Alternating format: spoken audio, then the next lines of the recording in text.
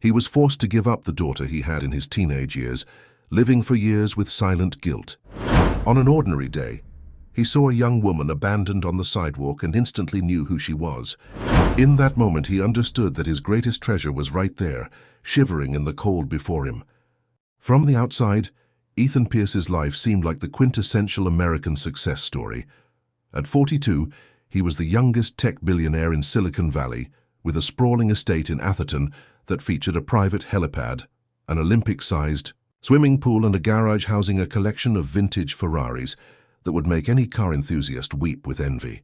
His company, NextGen Tech, had revolutionized artificial intelligence and was now valued at over $30 billion. Time magazine had featured him on its cover last month with the headline, "The Future Maker," and Washington insiders whispered that he had the ear of 3 different senators.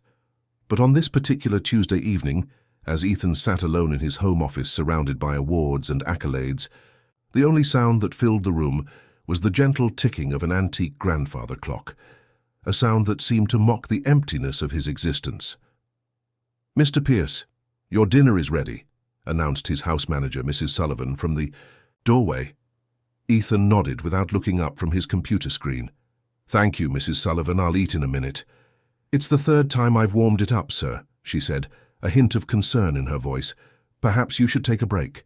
He finally glanced up, noticing the worry lines creasing her forehead.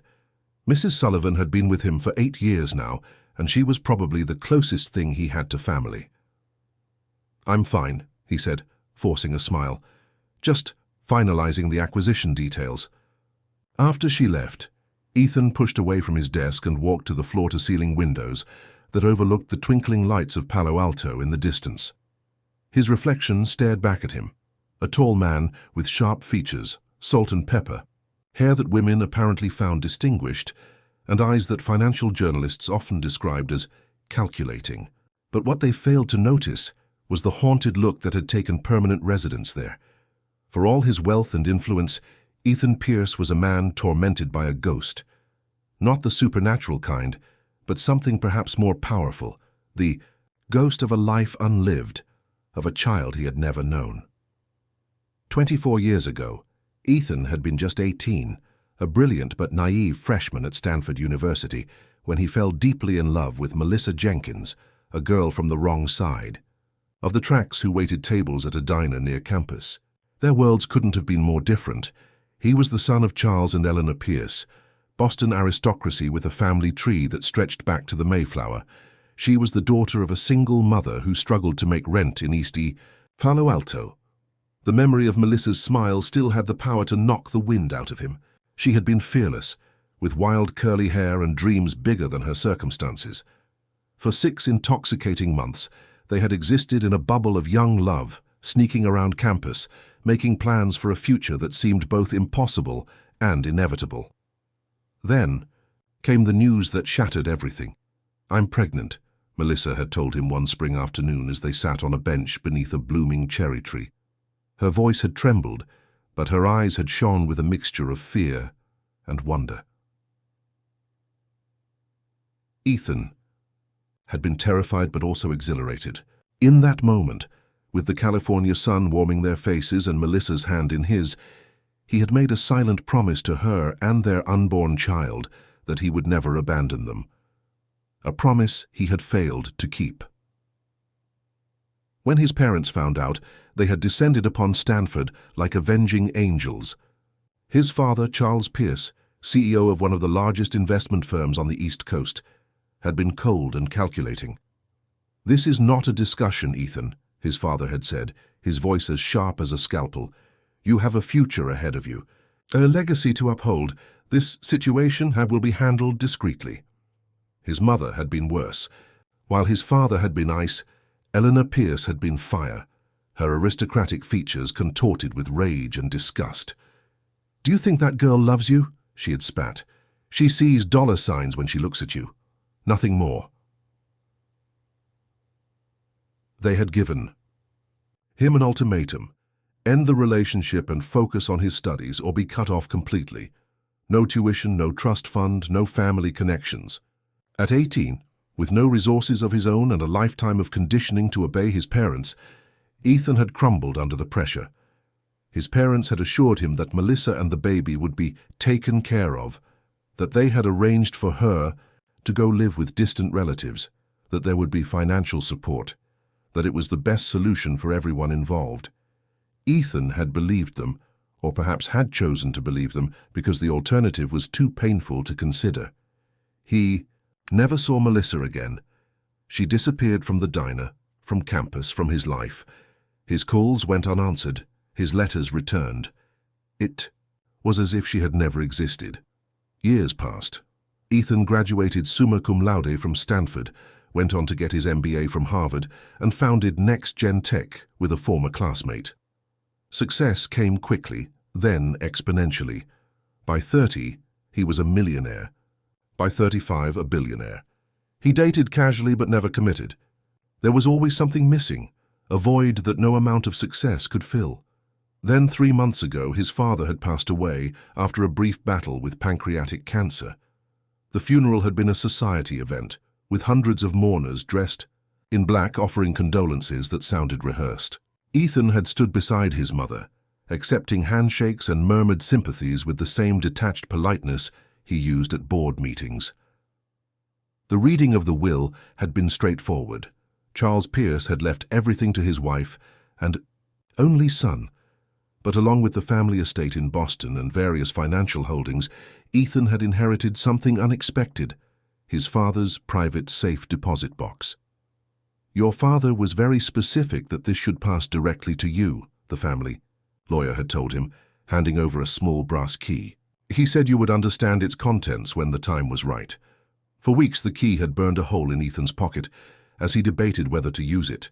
Part of him feared what secrets his father might have kept. Another part needed to know. Finally, during a sleepless night 3 weeks ago, he had flown to Boston and visited the bank where the box was held. Inside, he found a manila envelope, yellowed with age. With trembling hands, he had opened it to discover adoption papers, financial records, and a photograph of a newborn baby, a baby girl with a small birthmark shaped like a crescent moon just below her right ear. The documents told a story vastly different from what his parents had led him to believe. Melissa hadn't gone to live with relatives. She had been pressured, perhaps threatened, into giving up their child for adoption. The baby, named Emma at birth, had been placed in the foster care system, not with a loving family as he had been told. His father had made initial payments to an adoption agency, but then the trail went cold. There were no records of where Emma had ended up, no way to trace what had happened to her or to Melissa. The revelation had hit Ethan like a physical blow.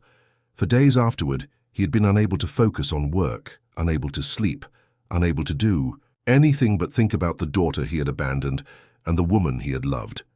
He hired the best private investigators money could buy, but the trail was ice cold. Records had been sealed, files had been lost, and people who might have had information had moved on or passed away.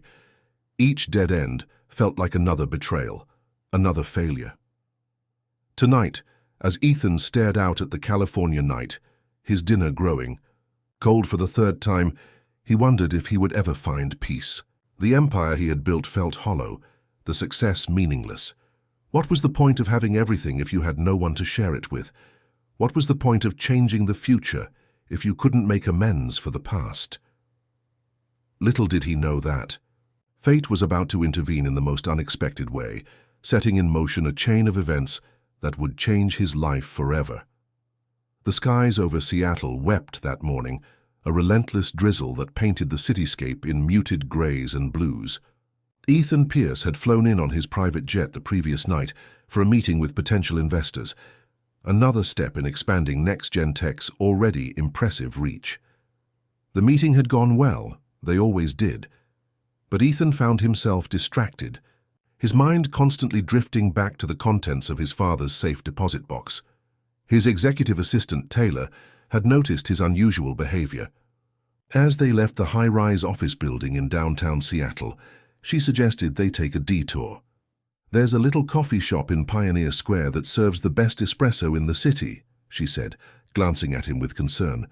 "You look like you could use something stronger than the hotel's bland brew." Ethan nodded absently. Sure, why not? We have some time before the next meeting. His driver navigated the sleek black Bentley through Seattle's notoriously congested streets, eventually pulling up alongside Occidental Square, a small urban park in the historic Pioneer Square district. Rain pattered against the car's tinted windows as Taylor pointed out the coffee shop across the street. "I'll just be a few minutes," she said, opening her door. "Any preferences?" "Black. The strongest they have," Ethan replied. As Taylor disappeared into the quaint shop with its steamed-up windows and warm lights, Ethan found himself drawn to the scene outside. Despite the rain, the park wasn't empty. A small group of tourists huddled under the canopy of an old maple tree, consulting a map. Businessman hurried past, his briefcase held over his head as a makeshift umbrella, and on a bench partially sheltered by the park's ornate gazebo sat a young woman. Something about her posture caught Ethan's attention. She sat hunched over, her thin frame swallowed by an oversized army green jacket that had seen better days. Long dark hair hung limply around her face, obscuring her features.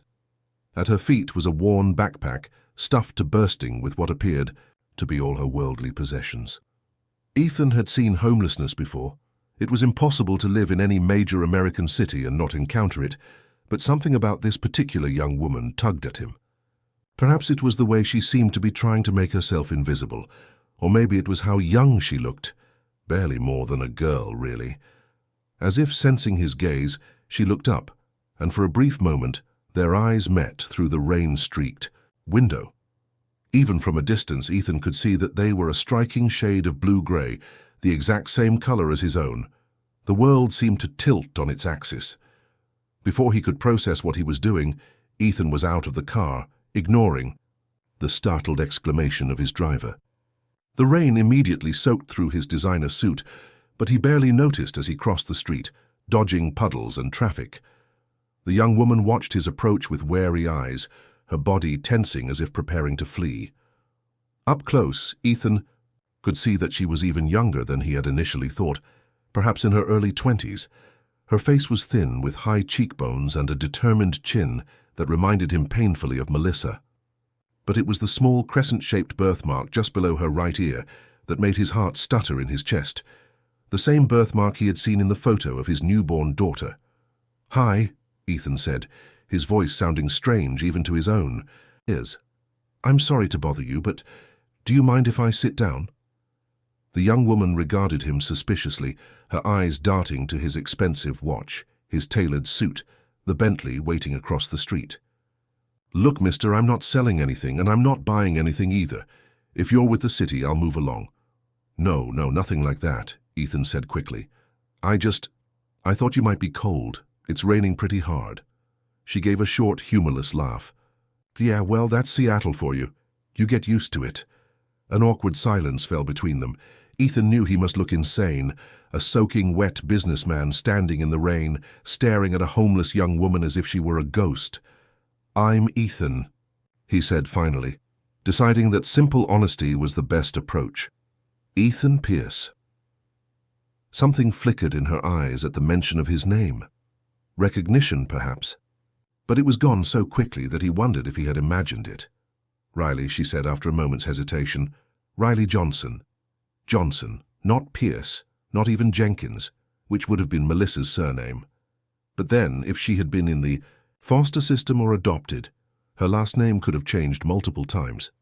"Nice to meet you, Riley," Ethan said, trying to keep his voice steady despite the storm of emotions raging inside him. "Would you like to get some coffee? Get out of the rain for a bit?" Riley's eyes narrowed. "Why? What do you want?" "Nothing," Ethan said, raising his hands in a gesture of surrender. It's cold out here, and I thought you might appreciate something warm to drink." She studied him for a long moment, her gaze penetrating as if trying to see through to his soul. Finally, she shrugged. "Free coffee is free coffee, I guess, but we stay where there are people around, and I'm not going anywhere in your fancy car." "Of course," Ethan agreed quickly. "There's that place right across the street. My assistant is actually getting me coffee from there right now."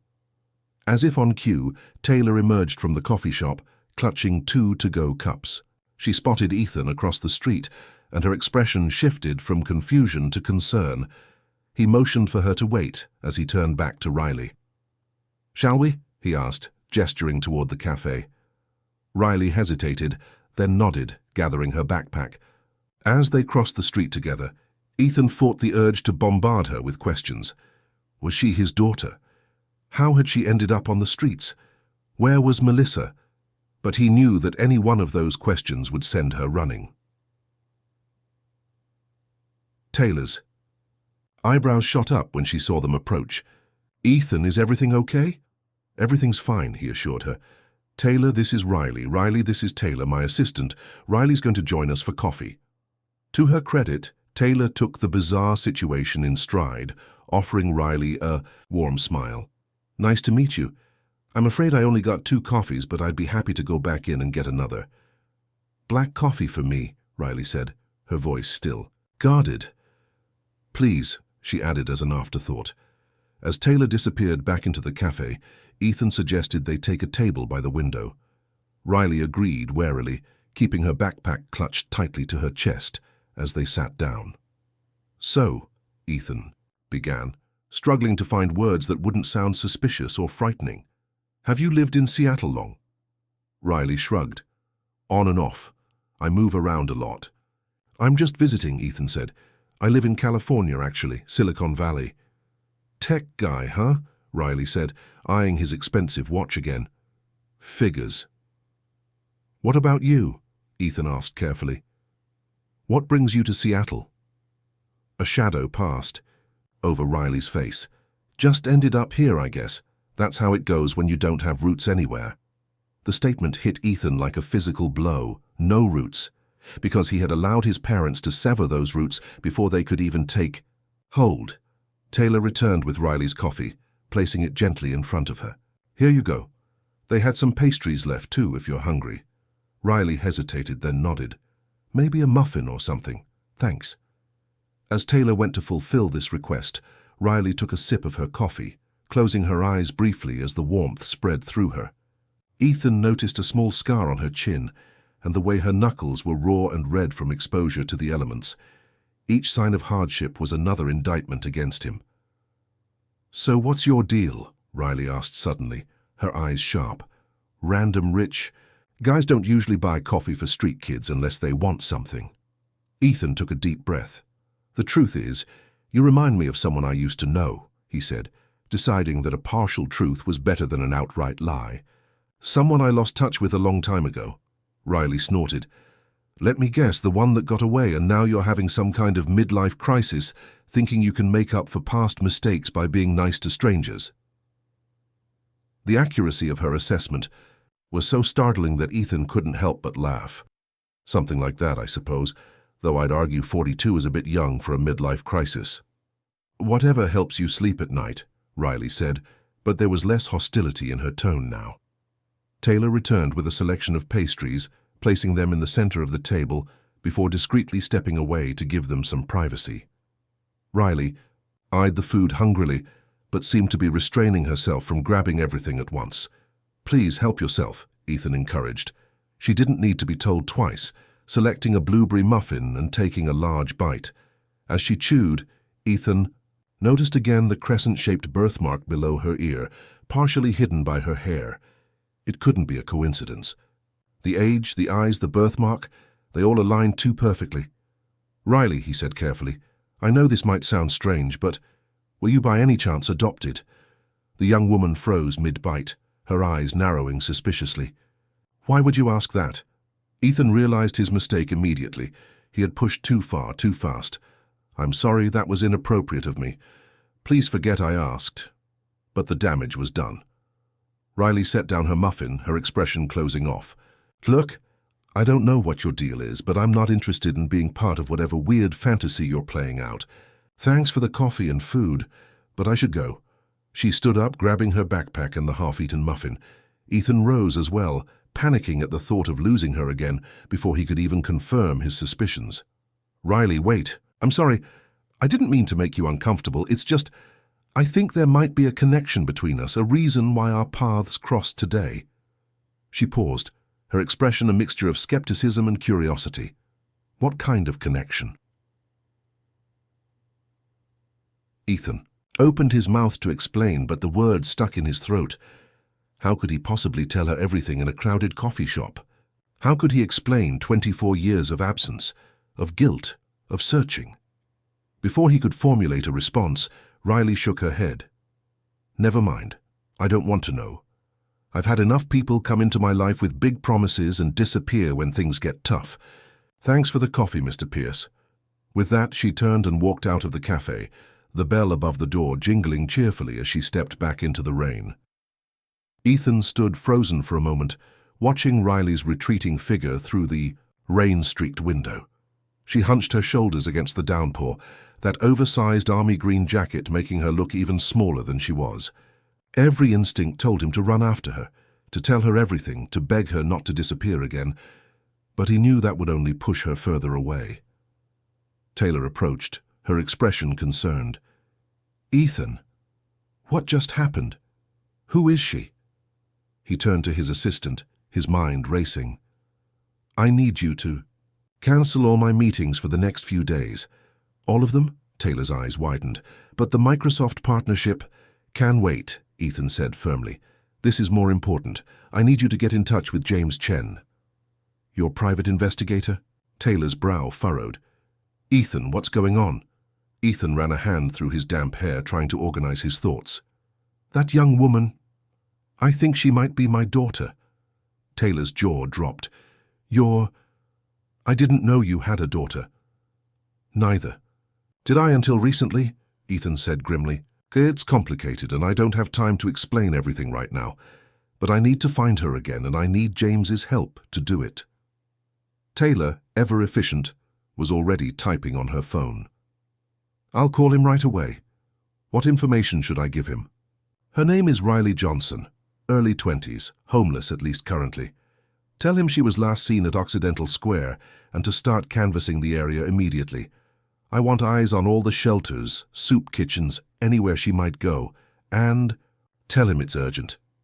As Taylor stepped away to make the call, Ethan gazed out the window again, but Riley had already vanished into the labyrinth of Seattle's historic district. A wave of determination washed over him. He wouldn't lose her again, not when he'd come this close. By nightfall, Ethan had set up an impromptu command center in his suite at the Four Seasons. James Chen, a former FBI agent who now ran Seattle's most discreet investigation firm, arrived within the hour of Taylor's call, bringing with him a team of 3 operatives who specialized in missing persons cases. So let me get this straight, James said, studying the hastily printed photograph of Riley that Ethan had managed to snap discreetly at the coffee shop. You believe this young woman is your biological daughter, whom you've never met, and who apparently has no idea who you are. That's correct, Ethan confirmed, pacing the plush carpet of the hotel suite. I know how it sounds, but I'm certain it's her. She has the same birthmark as in the baby photo I found, a crescent shape below her right ear, and her eyes, they're exactly like mine. James nodded thoughtfully. And you're sure approaching her directly isn't the best option? We could simply find her and facilitate a conversation. No, Ethan said firmly. I already scared her off once. She's suspicious of my motives, and rightfully so. I need to know more about her first, where she came from, how she ended up on the streets. I need to understand her life before I disrupt it any further. All right, James agreed. My team will start immediately. Riley Johnson isn't an uncommon name, but the homeless community in Seattle is fairly tight-knit. If she's been around for any length of time, someone will know her. As James and his team departed to begin their search, Ethan found himself alone with his thoughts. He moved to the window, gazing out at the Seattle skyline, now illuminated with thousands of twinkling lights as darkness fell. Somewhere out, there was the daughter he had never known, possibly spending the night in a shelter or worse, on the streets. The contrast between her life and his was a knife twisting in his gut. While he had been building his empire, accumulating more wealth than he could spend in a lifetime, she had been struggling to survive. The injustice of it was overwhelming. His phone buzzed with a text from his mother. Darling, the Andersons... are hosting their annual gala next weekend. They're expecting you to attend. Call me." Ethan stared at the message, a surge of anger washing over him. His mother had been complicit in separating him from Melissa and their child. She had helped orchestrate the cover-up, had perpetuated the lie for over 2 decades. Had she known all along what had really happened to the baby? Had she and his father discussed it over breakfast, like some minor inconvenience that had been successfully managed? He couldn't bear to respond, instead tossing the phone onto the hotel bed and turning back to the window. The rain had intensified, pelting against the glass in rhythmic patterns. In the reflection, Ethan barely recognized himself. The confident, composed CEO had been replaced by a haunted man grasping at redemption. A knock at the door startled him from his reverie. It was Taylor, bearing a stack of file folders. "James's preliminary research," she explained, setting them on the coffee table, "and I took the liberty of pulling everything we could find on foster care and adoption records in Washington state, from around the time Riley would have been born." Ethan gave her a grateful look. "Thank you, Taylor. I don't know what I'd do without you." She hesitated, then said, "If you don't mind my asking, does this have something to do with why you've been so distracted lately, ever since your father's funeral?" "Yes," Ethan admitted, sinking onto the sofa. "I found some documents in my father's personal effects. Documents about a child I fathered when I was 18, a child my parents forced me to abandon." Taylor's expression softened with understanding. "And you think Riley is that child?" "I'm almost certain of it," Ethan said. "The timing fits, the physical resemblance is there, and she mentioned having no roots, moving around a lot. It all aligns with someone who grew up in the foster system." "What are you going to do if you confirm it's her?" Taylor asked gently. It was a question Ethan had been asking himself since the moment he'd seen Riley in the park.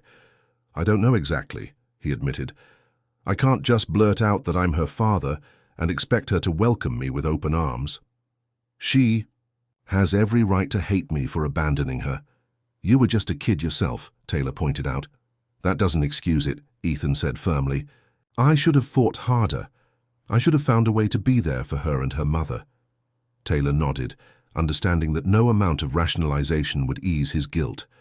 "I'll leave you to review these files. Call if you need anything."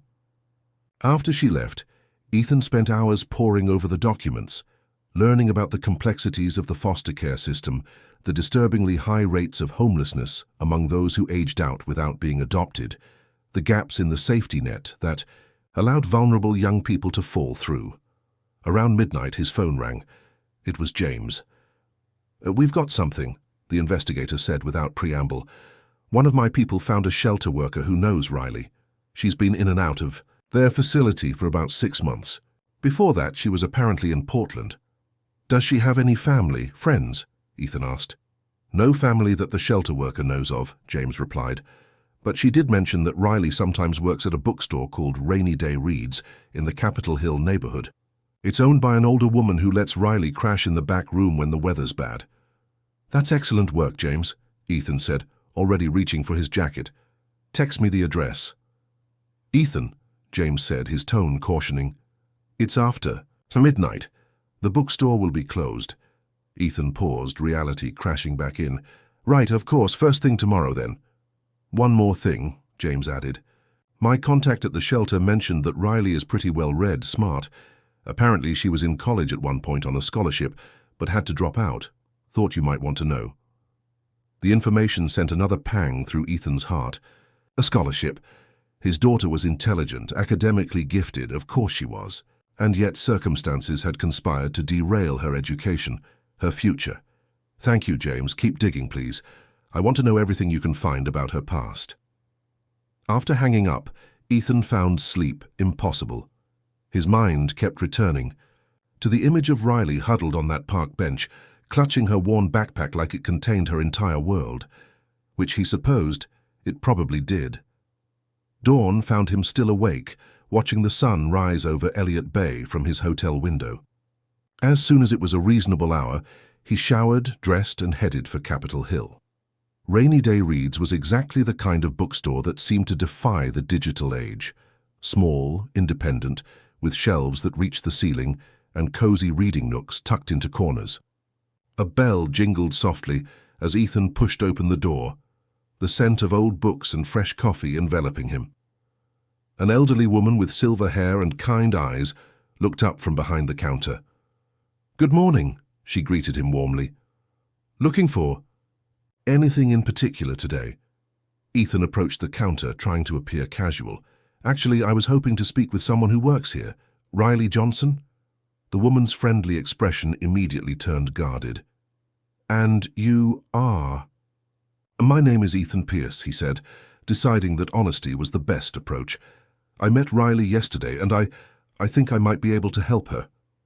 The woman, who must be the owner James had mentioned, studied him carefully. "Riley's not. Here right now, she only works a few shifts a week." "I see," Ethan said, unable to hide his disappointment. "Do you know when she might be in next?" "I'm sorry, Mr. Pierce, but I make it a policy not to discuss my employees' schedules with strangers," she said firmly. "Even well-dressed, polite strangers." Ethan respected her protectiveness. "I understand completely. It's good that Riley has someone looking out for her." He reached into his pocket and extracted a business card, placing it on the counter. "If you see her, would you mind giving her this? Tell her I'd like to speak with her again at her convenience. No pressure." The woman picked up the card, her eyebrows rising slightly as she read his title. "CEO of Next Gen Tech? That's quite impressive." "It's just a job," Ethan said with a small shrug. "Less important than many other things, as I'm beginning to realize." Something in his tone must have conveyed his sincerity, because the woman's expression softened slightly. "I'll give her your card when I see her," she promised, "but I can't guarantee she'll call." "That's all I can ask," Ethan said gratefully. "Thank you, Ms. Margaret," she supplied. "Margaret Wilson." "Thank you, Margaret. Your bookstore is lovely, by the way." As Ethan turned to leave, his eye caught on a display of used books near the door. On top of the stack was a worn copy of To Kill a Mockingbird, its spine cracked from multiple readings. On impulse, he picked it up and returned to the counter. "I'll take this, please," he said, reaching for his wallet. Margaret rang up the purchase, placing the book in a small paper bag emblazoned with the store's logo, a stack of books beneath, an umbrella. "Good choice," she commented. "It's a classic for a reason." "It was my favorite book when I was younger," Ethan said, a memory surfacing.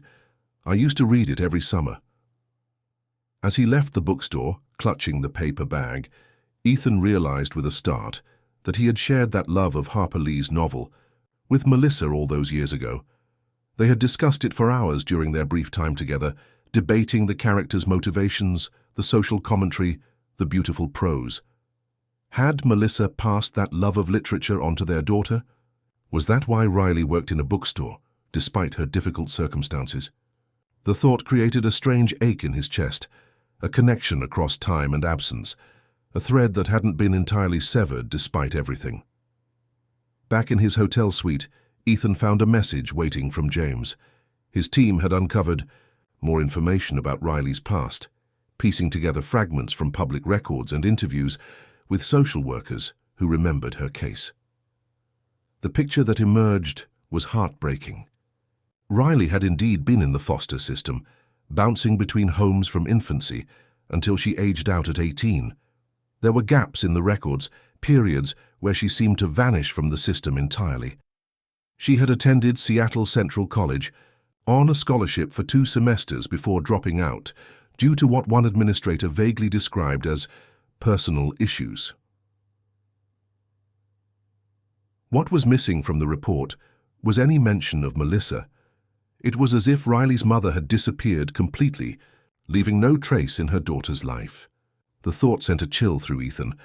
What had happened to the vivacious, strong-willed young woman he had loved? Had his parents' interference destroyed her life as thoroughly as it had altered Riley's? 2 days passed with no word from Riley. Ethan remained in Seattle, cancelling meeting after meeting back in California, much to the consternation of his executive team. He spent his mornings walking through Pioneer Square and Capitol Hill, hoping for another chance encounter. His afternoons were devoted to reviewing the information James's team continued to uncover about Riley's past. In the evenings, he would sit by the window of his hotel suite, watching the city lights and wondering if his daughter was safe, warm, fed. On the third day, just as Ethan was beginning to consider more drastic measures, his phone rang with an unfamiliar local number. Mr. Pierce? The voice was young, female, wary. This is Riley from the coffee shop. Ethan's heart leapt. Riley, yes, thank you for calling. I wasn't sure you would. Margaret gave me your card, she said. Said you came looking for me at the bookstore? I did, Ethan confirmed, trying to keep his voice steady. I was hoping we could talk again. There was a pause, the sound of distant traffic suggesting she was calling from a public place. Why? She asked finally. Why are you so interested in me? It was the question Ethan had been preparing for, yet still he hesitated. It's complicated, he said. Not something I'd prefer to discuss over the phone. Could we meet somewhere public, of course, wherever you'd be comfortable? Another pause, longer this time. Ethan held his breath, afraid that pushing too hard would scare her away. Again. There's a diner called Biscuit Box on First Avenue, Riley said eventually. I can meet you there in an hour. I'll be there, Ethan promised. Thank you, Riley. The Biscuit Box turned out to be a small, retro-styled diner with checkerboard floors and red vinyl booths. When Ethan arrived precisely on time, Riley was already there, occupying a corner booth with clear sight lines to both the entrance and the emergency exit. Her backpack was beside her on the seat, within easy reach. The tactical positioning wasn't lost on Ethan. It spoke volumes about the life she'd led, always needing to be ready for a quick escape. She watched him approach, her expression guarded but curious. Today she wore the same army green jacket, but her hair was pulled back in a ponytail, revealing more clearly the crescent-shaped birthmark below her ear. Seeing it again sent a jolt through Ethan's chest. Thank you for meeting me, he said, sliding into the booth across from her. Riley shrugged. Margaret vouched for you, said you seemed sincere. Her gaze was direct, challenging. Plus, I was curious. It's not every day a tech billionaire stalks me to my workplace. I wasn't stalking you, Ethan protested, then sighed. Okay, I can see how it might have looked that way. I apologize for that. A waitress approached, saving him from further awkwardness. They both ordered coffee, and Riley added a full breakfast, eggs, bacon, pancakes. Ethan noticed how she glanced at the price before ordering, mentally calculating what she could afford. It's on me, he said quickly. Please, order whatever you'd like. Riley's jaw tightened. I don't need your charity. It's not charity, Ethan assured her. It's a thank you for agreeing to meet with me. She studied him for a moment, then nodded curtly. Fine. After the waitress left, silence fell between them. Ethan had rehearsed this conversation a dozen times in his head, but now that the moment had arrived, all his careful planning evaporated. So, Riley prompted, you said you wanted to talk. I'm here, talk. Ethan took a deep breath. Right. Well, I wanted to ask you about your background, where you grew up, your family. Why? Riley interrupted, her eyes narrowing.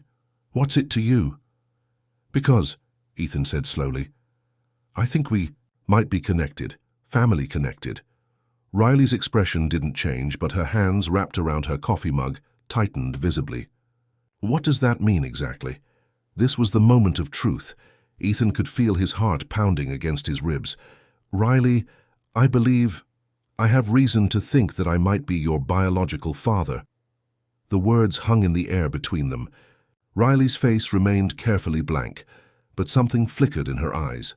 Shock, disbelief, maybe anger.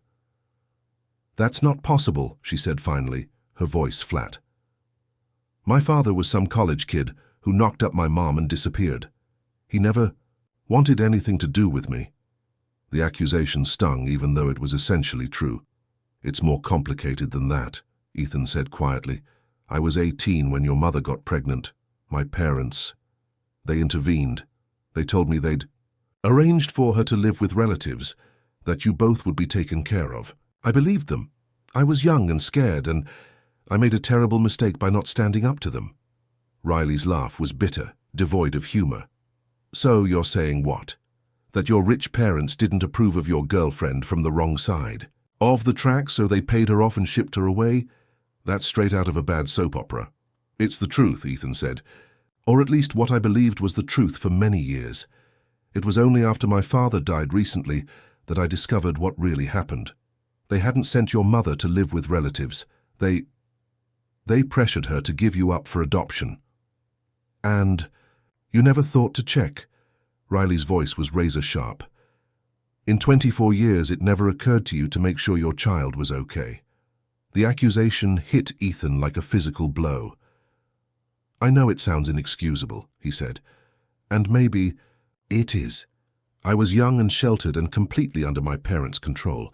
They convinced me it was for the best, that you and your mother would have better lives without me complicating things. And you believed that? At the time, yes. Ethan met her gaze steadily, accepting the judgment he saw there. I'm not proud of it. It's the biggest regret of my life. Riley was silent for a long moment, her face a mask of conflicting emotions. Finally, she said, Even if what you're saying is true, and that's a big if, why come looking for me now? What do you want? It was a fair question, one Ethan had asked himself repeatedly. I want to make amends, he said simply. I want to know you if you'll let me, and I want to help you in whatever way you need. I don't need your help, Riley said automatically, the response of someone who had learned early that relying on others was a path to disappointment.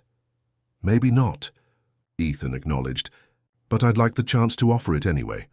The waitress returned with their food, placing a heaping plate in front of Riley and a simple coffee refill for Ethan. As soon as she was gone, Riley picked up her fork, but she didn't begin eating. Yuki. So, she said, staring down at her breakfast, when I was little, I used to make up stories about my parents. I decided they were spies who had to give me up to protect me from their enemies, or astronauts on a top-secret mission to Mars, or even just regular people who loved me but died in some tragic accident. She looked up, her eyes hard. The truth was always simpler and uglier. They didn't want me. End of story. That's not true, Ethan said, his voice hoarse with emotion. At least not for me. I thought about you every day. I wondered where you were, what you looked like, if you were happy. But you never looked for me, Riley pointed out. I didn't know there was anything to look for, Ethan countered. I believed my parents' lie that you were with a loving family. It was only after finding my father's hidden documents that I learned the truth, that you'd been placed in foster care. Riley's expression softened slightly, a crack in her armor. What about my mother? Did you try to find her too? Ethan nodded. Of course, but the trail went cold. The investigators I hired couldn't find any record of her after she gave you up. It's like she disappeared. Melissa Jenkins, Riley said softly, almost to herself. That was her name, right? The sound of Melissa's name on his daughter's lips sent a shock through Ethan. Yes, he breathed. How did you know? It's on my original birth certificate, Riley explained. I saw it once when I was 16. I broke into my social worker's office to look at my file. A ghost of a smile crossed her face. I was a bit of a problem child. Ethan couldn't help but smile in return. I can imagine. Your mother was quite rebellious too. Tell me about her, Riley said, picking up her fork again and taking a bite of her pancakes. What was she like? For the next hour, as Riley ate her breakfast, Ethan told her about Melissa, her quick wit, her determination, her dreams of becoming a writer. He described how they'd met at the diner where she worked, how she'd teased him for ordering the most expensive item on the menu, how she'd challenged his privileged worldview at every turn. She sounds amazing, Riley said when he finished, something wistful in her voice. I wish I could have known her. So do I, Ethan said. I've never stopped wondering what happened to her. Riley pushed her empty plate away, her expression thoughtful. You know, I did try to find her once. When I turned 18, the social workers wouldn't help, said she'd signed away her rights and requested no contact, but I did some digging on my own. Ethan leaned forward eagerly. Did you find anything? Not much, Riley admitted. Just that she moved to Arizona, after giving me up. Phoenix, I think. But the trail went cold after that. It was more than Ethan's investigators had discovered. Phoenix, he repeated, filing the information away. Riley, I know this is a lot to process, and I don't expect you to believe me or trust me right away, but would you be willing to do a DNA test, just to confirm what I already believe to be true? Riley considered this, absently tracing patterns in the condensation on her water glass. What happens if it turns out you are my father? What exactly are you expecting? I'm not expecting anything, Ethan said honestly. I would like to get to know you, to be part of your life, in whatever way you're comfortable with. And yes, I would like to help you financially if you'd allow it. Not because I feel obligated, but because you're my daughter and I care about your well-being. And if I don't want your money? If I don't want you in my life at all? The question stung, but Ethan had prepared himself for this possibility. Then I'll respect your decision, he said quietly. I've already missed 24 years of your life because of my mistake. I won't force myself into your future if that's not what you want. Riley was silent for a long moment, her eyes studying, his face as if searching for deception. Finally, she nodded. Okay, I'll do the DNA test, but I'm not making any promises beyond that. Relief washed over Ethan. That's more than fair. Thank you. Don't thank me yet, Riley warned. You might not like what you find out. But Ethan already knew the truth. This fierce, intelligent young woman with her mother's determination and his own eyes was his daughter. No test would tell him otherwise. As they left the diner together, stepping out into Seattle's perpetual drizzle, Ethan fought the urge to offer Riley his jacket or umbrella. She had made it clear she didn't want his protection, at least not yet. Instead, he simply asked, "Where are you staying tonight? Is there somewhere safe?" Riley hesitated, then shrugged. "I was planning to crash at the shelter on 3rd. They usually have space midweek." The thought of his daughter sleeping in a homeless shelter while he returned to a luxury suite at the Four Seasons was unbearable. "Would you consider staying?" "Somewhere else, just until we get the test results back. I could book you a hotel room, your own space, no strings attached." He expected resistance, but to his surprise, Riley seemed to consider the offer. "A hot shower and a real bed would be nice," she admitted, then quickly added, "Just for a few days, though, and nothing fancy. I don't need the Four Seasons or whatever." "How about the Hotel Max?" Ethan suggested, naming a boutique hotel he knew was comfortable but not ostentatious. "It's not far from here." Riley nodded slowly. "Okay, but I pay you back when I can." Ethan knew better than to argue the point. "Deal." As they walked toward the hotel, a safe distance apart, Ethan felt a cautious hope blooming in his chest. It was a small step, but a significant one. For the first time in 24 years, he and his daughter were walking the same path, however tentatively. What neither of them realized was that their reunion had not gone unnoticed. Across the street, partially hidden by an awning, a figure watched them with keen interest, a phone pressed to their ear. "Yes, I'm sure it's her," the observer said quietly. "She's with some guy in an expensive suit. They seem friendly." A pause. "No, she hasn't spotted me. What do you want me to do?" The answer came through clearly, despite the static on the line. "Keep watching. Don't approach. We need to know who this man is and what he wants with her. Riley Johnson has something that belongs to us, and we're going to get it back." The DNA test results arrived faster than either of them had expected. The benefits of Ethan's resources and connections. 3 days after their meeting at the Biscuit Box, Ethan received the email confirmation on his phone while sitting in the lobby of the Hotel Max, waiting for Riley to come down. His hands trembled slightly as he opened the attachment. Though he had no doubts about Riley's identity, seeing the official confirmation in black and white, 99.99997% probability of paternity, sent a wave of emotion crashing through him. Joy, relief, grief for all the lost years, and renewed determination to make things right. Riley emerged from the elevator, looking more rested than he'd seen her yet. She had used some of the money he'd given her to buy new clothes. Nothing fancy, just clean jeans, a flannel shirt, and a plain navy blue jacket to replace the worn army green one. Her dark hair was pulled back in a neat ponytail, emphasizing the clean lines of her face so like her mother's. "The results came through," Ethan said as she approached, holding up his phone. Riley's expression was unreadable as she took the device from him, her eyes scanning the document. For a long moment she said nothing, and Ethan held his breath, uncertain how she would react to the irrefutable confirmation of their connection. "Well," she said finally, handing the phone back, "I guess you're off the hook for buying me breakfast yesterday." It wasn't the response Ethan had expected, but the hint of dry humor was so reminiscent of Melissa that he couldn't help but smile. "I would have bought you breakfast anyway," he said, "though I suppose now I have 24 years of breakfast to make up for." Riley's expression softened slightly. "You don't owe me anything, you know. You didn't know." "But I should have," Ethan insisted. "I should have questioned my parents, should have tried to find your mother, should have done something instead. Instead of just accepting what I was told." "Maybe," Riley acknowledged. "But from what you've told me about your parents, I'm not sure it would have made a difference. They seem like the type who would have gone to great lengths to keep us apart." Ethan couldn't argue with that assessment.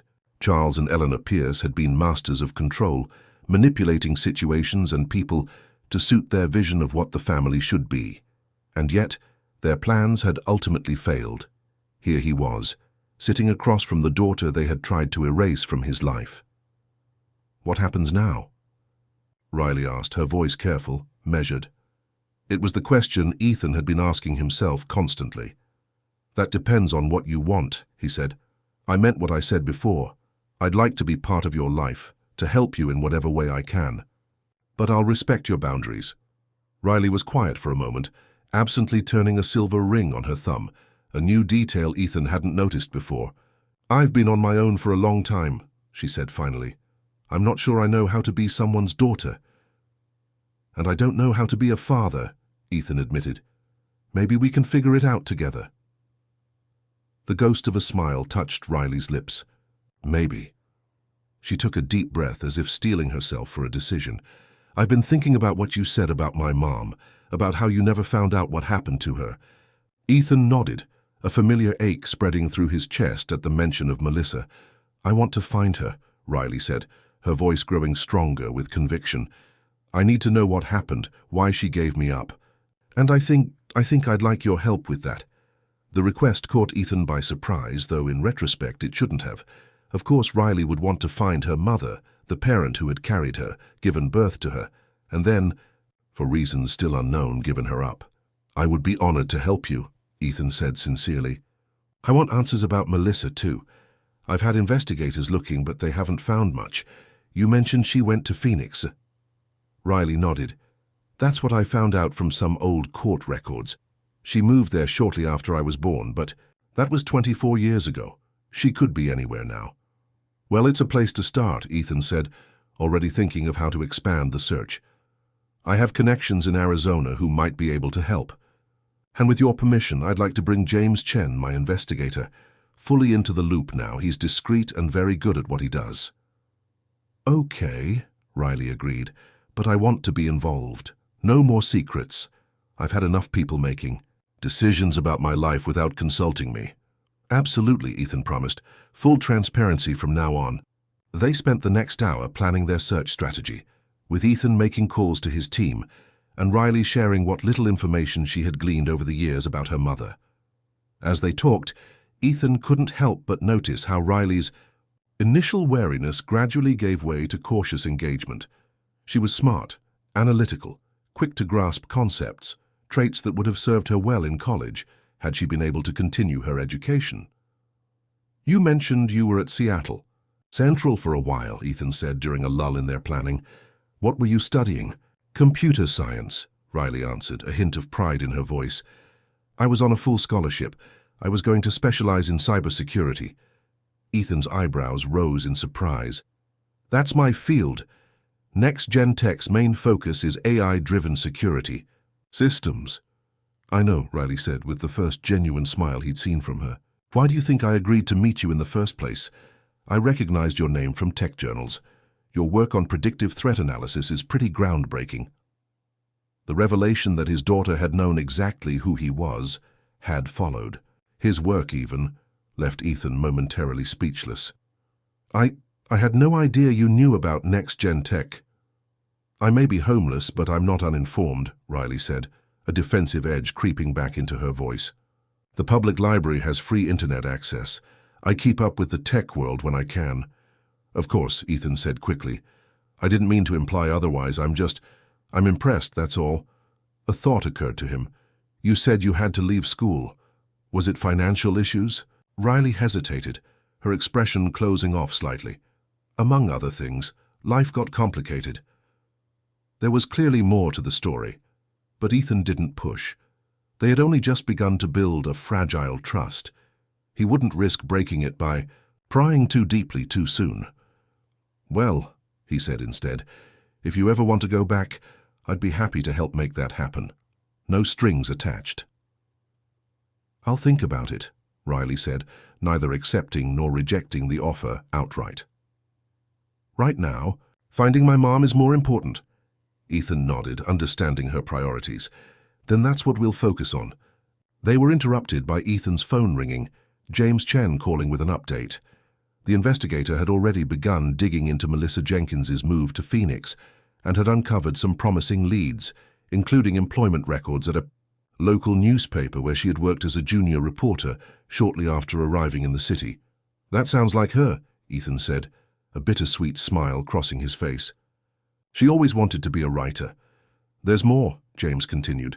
She was there for about 3 years, then the trail goes cold again. But I found a marriage license filed 6 years after she left Seattle. Melissa Jenkins became Melissa Randall when she married a Benjamin Randall in Scottsdale, Arizona. Ethan felt a strange mixture of emotions at this news, happiness that Melissa had found someone, pain at the concrete evidence that she had moved on without him. Beside him, Riley leaned closer to hear James's report, her face intent. Any children from the marriage? Ethan asked, the question sticking slightly in his throat. None that I've found records of, James replied. But here's where it gets interesting. Benjamin Randall was a partner at a mid-sized law firm specializing in corporate law. They were together for 12 years, then divorced 8 years ago.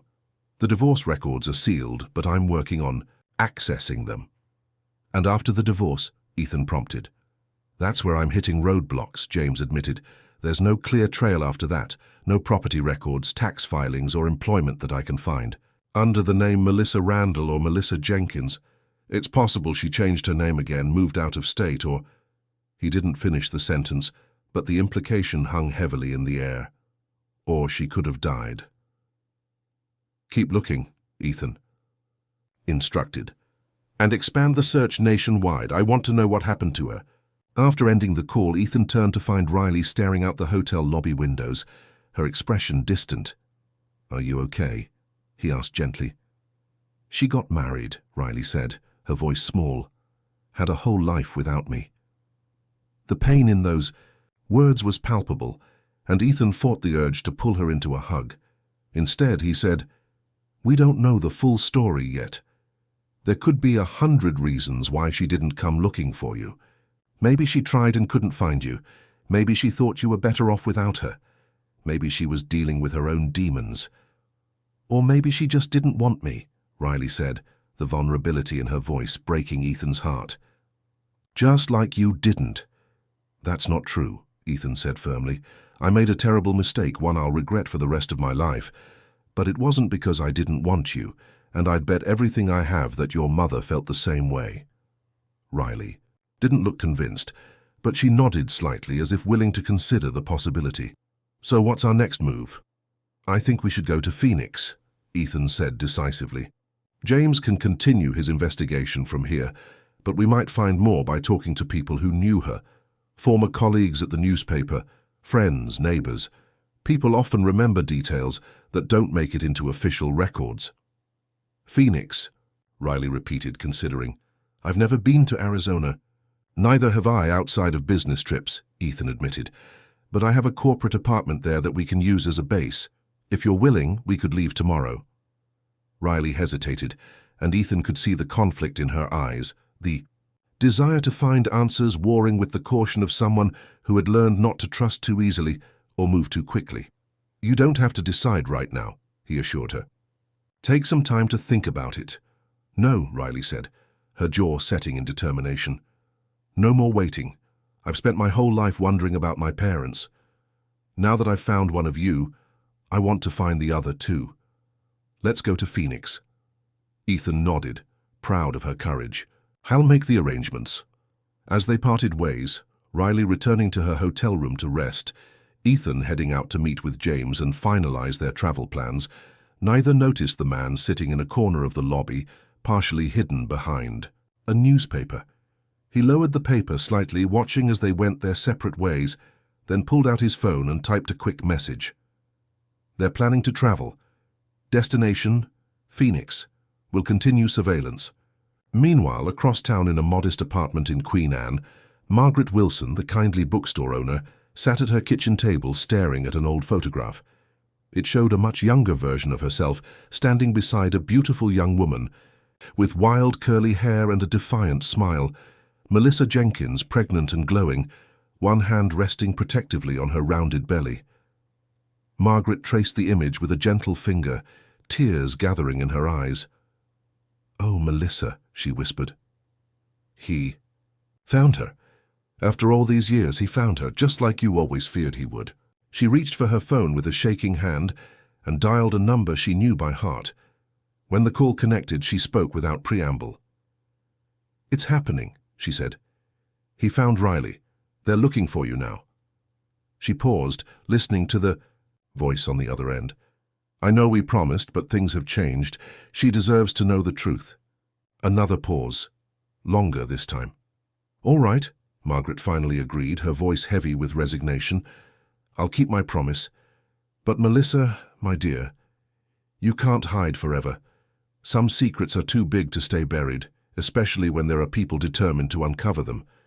As she hung up the phone, Margaret glanced again at the photograph, at the young woman who had trusted her with secrets that had grown heavier with each passing year. Secrets that, she feared, were about to come to light, whether anyone was ready for them or not. Phoenix in October offered a welcome respite from Seattle's persistent rain. As Ethan's private jet descended towards Sky Harbor International Airport, the landscape below transformed from lush greenery to a stunning palette of burnt oranges, dusty browns, and pale yellows. The mountains surrounding the Valley of the Sun stood like ancient sentinels, their rugged silhouettes stark against the crystal-clear blue sky. Riley pressed her face to the window, transfixed by the alien beauty of the desert. "It's so different," she murmured. "So open." Ethan watched her, savoring these small moments of discovery. In the 2 days since they had decided to come to Phoenix, Riley had gradually lowered her guard, revealing glimpses of the person beneath the defensive exterior. She was curious, observant, with a dry wit that often caught him by surprise. Seeing the world through her eyes was like experiencing it anew himself. "Wait until you feel the heat," he said with a smile. "Even in October, Phoenix can get into the 90s during the day." "After years of Seattle damp, I'm looking forward to being warm for a change," Riley replied, still gazing out at the landscape below. The corporate apartment Ethan had mentioned turned out to be a spacious penthouse in a luxury high-rise in Scottsdale, with floor-to-ceiling windows offering panoramic views of Camelback Mountain. Riley tried to hide her awe as they entered, but Ethan caught the slight widening of her eyes, the quick intake of breath. "It's a bit much, I know," he said apologetically. "The company keeps it for executives and clients. I should have warned you." "It's fine," Riley said, regaining her composure. "Just different from what I'm used to." She wandered to the windows, gazing out at the desert landscape. "You really live like this all the time, huh?" "I suppose I do," Ethan acknowledged, suddenly seeing his lifestyle through her eyes. The private jets, luxury accommodations, the ease with which he moved through a world where money was never an obstacle. It all happened gradually. Success, built on success, and before I knew it, "You were a billionaire," Riley finished for him, a hint of wonder in her voice. "It's hard to imagine." Ethan joined her at the window, careful to maintain a respectful distance. "The truth is, it stopped, meaning much a long time ago. After a certain point, more money doesn't make you happier. It just makes you more of whatever you already are. Riley glanced at him curiously. And what are you? It was a profound question, one that Ethan had been asking himself with increasing frequency since discovering his father's hidden files. For most of my life I was ambitious, driven, focused on building something significant. He paused, considering. But lately I've realized I've been something else too. Lonely. Incomplete. He hadn't meant to be quite so honest, but something about Riley inspired candor. She nodded slowly, as if understanding perfectly. I know something about being incomplete, she said quietly. They stood in companionable silence for a moment, watching the play of light on the distant mountains. Then, with a visible shift in energy, Riley turned away from the window. So, what's our plan? Where do we start looking for my mother? Ethan appreciated her directness. James sent over a list of promising contacts, he said, pulling out his tablet. Former colleagues from the newspaper, neighbors from her time with Benjamin Randall, a few leads from public records. I thought we could start with the newspaper tomorrow, then work our way through the list. Riley nodded decisively. Sounds good. The sooner we start, the better. That evening, they ordered dinner from a local restaurant and ate on the penthouse, balcony watching as the desert sunset painted the sky in spectacular shades of pink, orange and purple. The conversation flowed more easily than before, with Riley cautiously sharing stories from her childhood, the better foster homes she'd lived in, a kind teacher who had recognized her aptitude for mathematics and encouraged her to pursue it, her first coding project in high school. It was just a simple game, she explained, a genuine enthusiasm lighting her features. Nothing fancy, but watching it work, knowing I had created it from nothing but lines of code, it was like magic. I know exactly what you mean, Ethan said, remembering his own early experiments with programming. That's how it started for me too. The thrill of building something that worked. Is that why you founded Next Gen Tech, for that feeling? Ethan considered the question. Partly, but it was also about solving problems, creating systems that could make the world safer, more efficient. The early days were exhilarating, working around the clock, pushing boundaries, seeing our ideas take shape. And now, Riley asked, perceptive, as always. Is it still exhilarating? Honestly, not as much, Ethan admitted. The company's grown so large that most of my time is spent in meetings, dealing with investors, making strategic decisions. I miss the hands-on work sometimes. So why not go back to it? You're the boss, right? Can't you do whatever you want? The question was so simple, yet it struck Ethan with unexpected force. Why had he allowed himself to be pulled away from the creative work he loved? Was it inertia, expectations, the constant pressure to grow, to expand, to conquer new markets? I suppose I could, he said slowly. I never really thought about it that way. Riley shrugged, taking a sip of her iced tea. Just seems like a waste to have all that freedom and not use it. The observation lingered with Ethan long after they'd finished dinner and retreated to their respective rooms for the night. From the mouth of a young woman who had never known true security or freedom came wisdom about the gilded cage he had built for himself. Morning brought a renewed focus on their mission. After breakfast, they drove to the offices of the Phoenix Herald, where Melissa had worked nearly 2 decades earlier. The newspaper had survived the digital revolution better than most, maintaining a substantial physical office in downtown Phoenix. Ethan had arranged a meeting with the current editor-in-chief, a veteran journalist named Howard Griffith, who had been with the paper for over 30 years. Griffith, a burly man with a shock of white hair and penetrating eyes, greeted them warmly in his cluttered office. "Mr. Pierce," he said, shaking Ethan's hand firmly, "it's not every day we get a tech mogul visiting our humble operation, and this must be—" "My daughter, Riley," Ethan said, the words still new enough to send a thrill through him. "We're trying to locate someone who worked here many years ago, Melissa Jenkins. She would have been a junior reporter around 2000 to 2003. Griffith's bushy eyebrows rose in surprise. "Melissa? Now there's a name I haven't heard in years."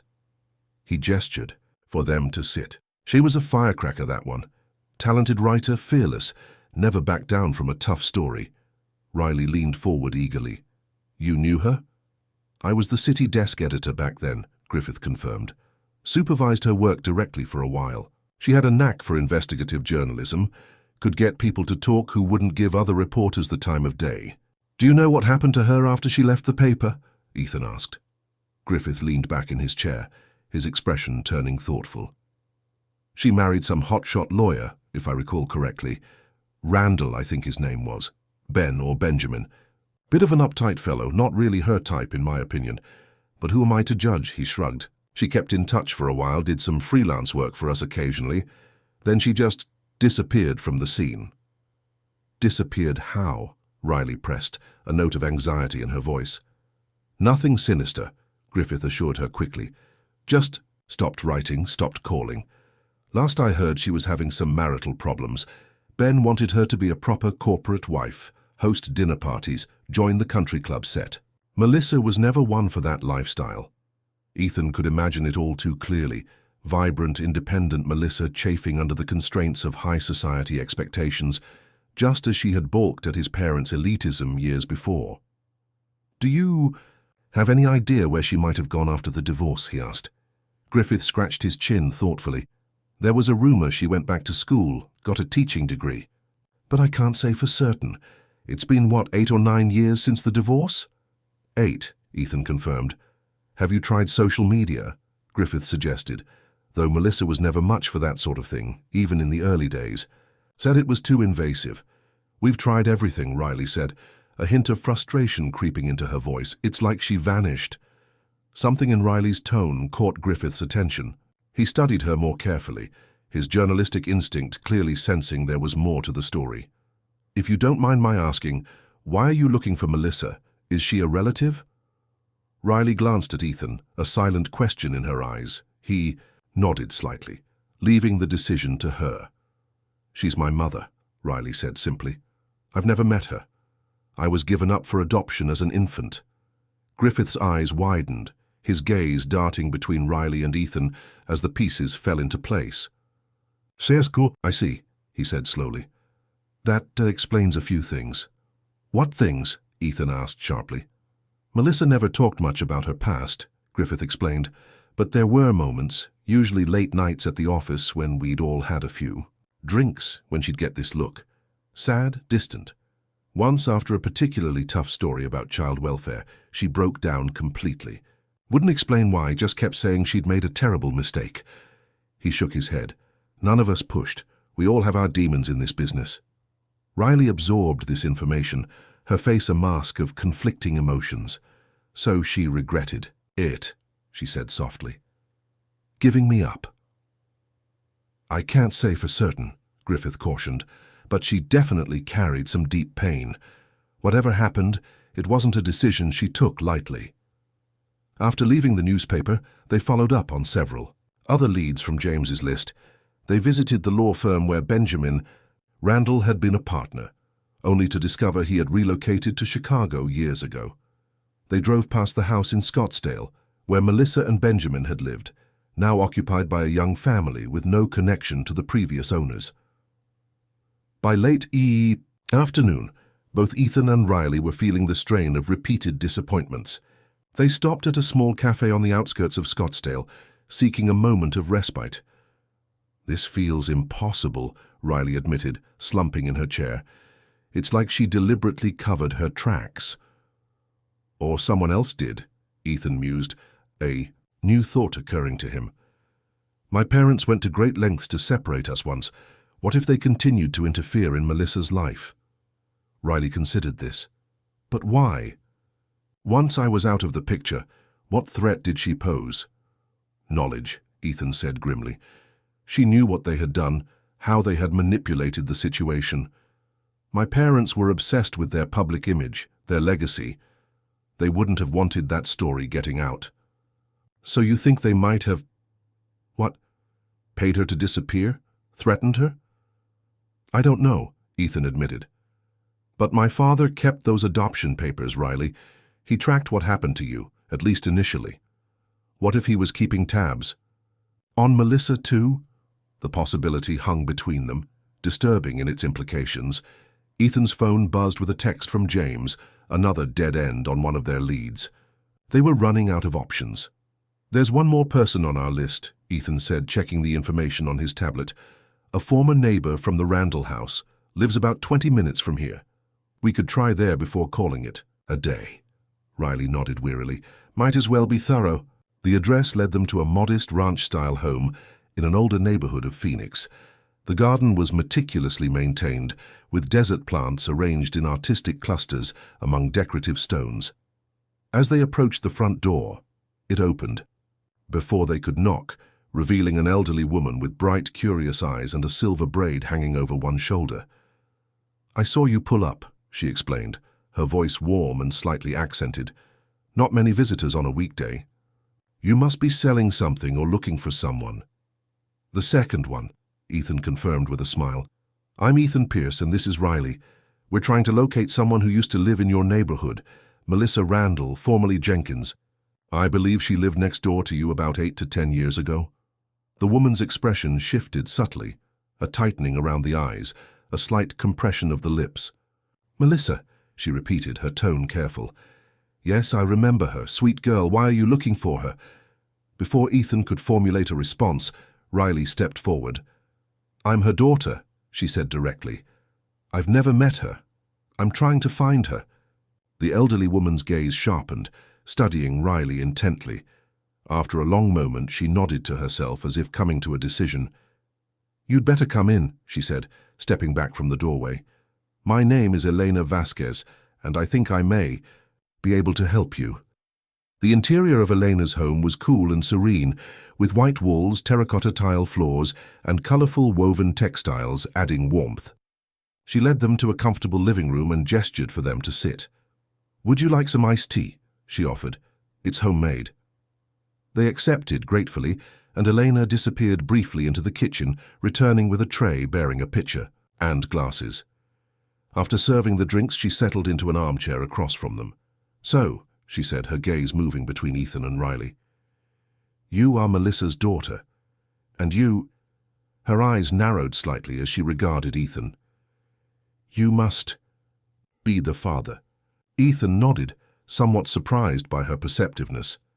"Yes, it's a complicated situation." "Life usually is," Elena said with a small shrug. "Melissa and I became friends when she moved in next door with Benjamin. He was often away on business. And she was lonely. We would have coffee in the mornings, sometimes dinner when she was alone in the evenings." "What was she like?" Riley asked eagerly. Elena's expression softened. Vibrant, passionate, always reading, always curious, but sad too, underneath it all, like she was carrying a weight that never lightened. She looked directly at Riley. "She told me about you, you know. Not right away, but eventually. How she had been forced to give up her baby girl, how she had regretted it every day since." Riley's breath caught audibly. "She regretted it." "Deeply," Elena confirmed. "She said it was the greatest mistake of her life, allowing herself to be separated from her child.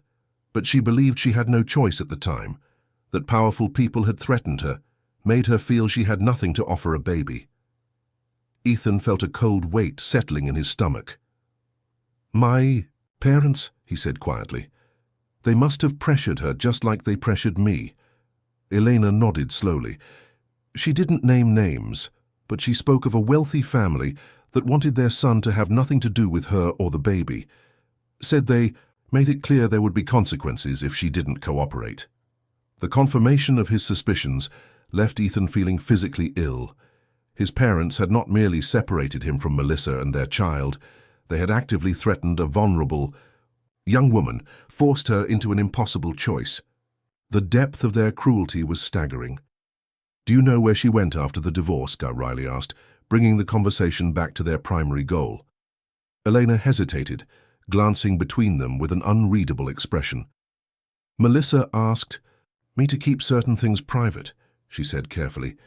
"She was afraid even years later that those people might still be watching, might still want to control her story." "My parents are no longer a threat," Ethan assured her. "My father is gone and my mother is elderly, living in Boston. They have no power over any of us anymore. Elena seemed to consider this, weighing her loyalty to an old friend against the earnest faces before her. Finally, she rose and crossed to a bookshelf, retrieving a small carved wooden box. From it, she extracted a folded piece of paper. "Melissa gave me this before she left," she explained, returning to her seat. "Said, if anyone ever came looking for her, anyone who seemed genuinely concerned for her welfare, I should use my judgment about sharing it." She unfolded the paper, revealing a handwritten note. After reading it silently, she looked up at Riley. "She never stopped thinking about you, never stopped loving you. That's what she wanted you to know, above all else." With gentle hands, Elena extended the note to Riley, who took it with trembling fingers. As she read, tears welled in her eyes, spilling silently down her cheeks. After a moment, she passed the note to Ethan, their fingers brushing briefly in the exchange. The handwriting was just as he remembered, bold, slightly slanted, unmistakably Melissa's. "If you're reading this, you've found someone I trust. I wish I could tell you everything, explain why I've had to disappear, but some secrets are still too dangerous to commit to paper. What I can tell you is that I'm safe, I'm well, and I've finally found peace in a place where no one knows my past. I've started over in Sedona, teaching literature at a small private school under a new name. If you're my daughter, and something tells me you might be the one to find this note someday, please know that giving you up was the greatest regret of my life. I was young, scared, and facing pressure I wasn't strong enough to resist. I've thought of you every day since, wondered who you've become, hoped you found the love and security I couldn't provide. If you ever want to find me, look for the woman who teaches To Kill a Mockingbird every year, because it reminds her of a boy she once loved. Look for the house with the wind chimes by the red rocks. I'll be waiting, hoping that someday you'll want to know me as much as I've always wanted to know you." The note wasn't signed, a final precaution perhaps, but there was no doubt it was from Melissa. Ethan looked up to find Riley watching him, her eyes shining with a mixture of tears and hope. "Sedona," she said softly. "She's in Sedona." Elena nodded. "About 2 hours north of here. Beautiful place, red rocks, spiritual energy, artists and dreamers. It suits her." "How long ago did she write this?" Ethan asked. 7 years, Elena replied. "Right after the divorce. We've spoken on the phone occasionally since then, but always briefly, always carefully. She's still cautious, your Melissa. Your Melissa." The phrase echoed in Ethan's mind, stirring memories of a time when she had indeed been his first love, his partner, the mother of his child. But she wasn't his anymore, hadn't been for 24 years. She was her own person who had rebuilt her life after the devastation he and his family had caused. "Thank you," he said sincerely to Elena. "You have no idea what this means to us." "I think I do," the elderly woman replied with a gentle smile. "Family is precious, lost family even more so." As they prepared to leave, Elena took Riley's hands in her own. "She's different now," she warned gently. "Quieter, more reserved. Life has a way of changing us all, but the heart of her, the courage, the compassion, that remains the same." Riley nodded, squeezing the older woman's hands gratefully. "Thank you for keeping her secret until we came, for being her friend when she needed one." Outside, as they walked back to their car in the golden light of late afternoon, Ethan could sense a new energy in Riley's step, a lightness that hadn't been there before. "We're going to Sedona first thing tomorrow?" she asked, though it wasn't really a question. "Absolutely," Ethan confirmed. "We're so close now." What neither of them noticed was the black SUV parked halfway down the block, or the man inside watching their departure through binoculars. As they drove away, he started his engine and followed at a discreet distance, one hand reaching for his phone. "They've got a lead," he reported to the person on the other end. "Looks like we're all heading to Sedona." The drive from Phoenix to Sedona transformed gradually from flat desert to dramatic, sweeping vistas. As they climbed in elevation, the landscape shifted around them. Saguaro cacti gave way to juniper trees and ponderosa pines, while in the distance, The famous red rock formations began to emerge like ancient sentinels, guarding the approach to a sacred land. Riley sat in the passenger seat of the rental car, her body tense with anticipation, her eyes fixed on the horizon. She had barely spoken since they'd left the penthouse that morning, lost in her own thoughts and emotions. Ethan understood her silence. After 24 years of wondering, of creating scenarios in her mind about who her mother was and why she had been given up, Riley was just hours away from answers that could either heal old wounds or create new ones. "Are you okay?" Ethan asked gently as they rounded a bend in the highway, bringing the full panorama of Sedona's red rock country into view. Riley drew in a sharp breath at the spectacular scenery. "I don't know," she admitted. "I've imagined this moment so many times, played out different versions of what I'd say to her, how she'd react. But now that it's actually happening..." She trailed off, struggling to articulate her feelings. "You can still change your mind," Ethan assured her. "We could turn around, take more time to prepare." Riley shook her head firmly. "No, I've waited long enough. We both have." They drove in companionable silence as the town of Sedona emerged before them. A collection of low-slung adobe and stone buildings nestled among the towering red cliffs and mesas. The October sunlight bathed everything in a warm, golden glow, highlighting the surreal crimson hues of the surrounding landscape. Their first stop was the visitor center, where they gathered information about the private schools in the area. There weren't many. Sedona was a small community of about 10,000 residents, which narrowed their search considerably. The Verde Valley School and the Sedona Academy are the main private schools, the helpful volunteer at the information desk told them. Both have excellent literature programs. Armed with addresses and directions, they decided to try the Sedona Academy first, as it was closer to the center of town. The school was a beautiful campus of Southwestern-style buildings, arranged around a central courtyard filled with native plants and outdoor study areas. Classes were in session when they arrived, so they made their way to the administrative office, where a friendly receptionist greeted them. "We're looking for a literature teacher," Ethan explained. "Someone who particularly focuses on To Kill a Mockingbird. It's for a special project we're working on." The receptionist smiled. "That would be Ms. Carter, Beth Carter. She's been with us for about 7 years now, and yes, Harper Lee's novel is definitely one of her specialties. The students adore her classes." Beth Carter. Melissa had taken a new name, one that retained her initials, a small connection to her former identity that was both practical and sentimental. It was exactly the kind of detail that the Melissa Ethan had known would have appreciated. "Is Ms. Carter teaching right now?" Riley asked, her voice carefully controlled. "She is," the receptionist confirmed. "Her AP literature class ends in about 20 minutes if you'd like to wait. I can let her know you're here." Riley and Ethan exchanged a glance, silently communicating. The same thought. After 24 years, another 20 minutes seemed both trivial and insurmountable. "We'll wait," Ethan decided. "But please don't tell her who we are, just that there are visitors who would like to speak with her." The receptionist looked slightly puzzled but nodded agreeably. "As you wish. There's a waiting area just through those doors.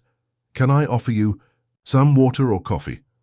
They declined politely and made their way to the indicated seating area, a comfortable space with Southwestern-style furniture and large windows overlooking the courtyard. As they sat side by side on a leather sofa, Ethan noticed Riley's hands trembling slightly. "What if she doesn't want to see me?" Riley whispered, giving voice to her deepest fear. "What if she runs again?" Ethan wished he could offer absolute reassurance, but the truth was he had no idea how Melissa Beth would react to their sudden appearance. "The note she left with Elena suggests otherwise," he said gently. "She wrote that she was hoping you would find her someday, that she's been waiting." Riley nodded, but the worry didn't leave her eyes. They sat in tense silence, watching the minutes tick by on a large wall clock. Finally, a bell rang, and the sound of students' voices filled the courtyard as classes changed. "The moment of truth," Riley murmured, straightening her posture as if preparing for battle. A few minutes later, the door to the waiting area opened and a woman stepped in. Time seemed to slow as Ethan took in the sight of her. Melissa, yet not Melissa. The wild curly hair he remembered was now shorter, streaked with elegant silver strands among the dark. Her face had matured from youthful beauty to something more refined, character etched in the fine lines around her eyes and mouth. She wore a simple navy blue dress with a colorful scarf draped around her shoulders, professional, yet artistic. She froze in the doorway as her eyes fell on them, her expression cycling rapidly through shock, disbelief, and something that might have been fear. "Ethan," she breathed, his name barely audible. Then her gaze shifted to Riley, and her hand flew to her mouth. "Oh my God!" For a long moment no one moved. The air between them seemed charged with 2 decades of unspoken words, of lives lived separately that should have been entwined. Then Riley stood, taking a small, uncertain step forward. "Melissa," she said, her voice breaking slightly. "I'm Riley. I'm your daughter."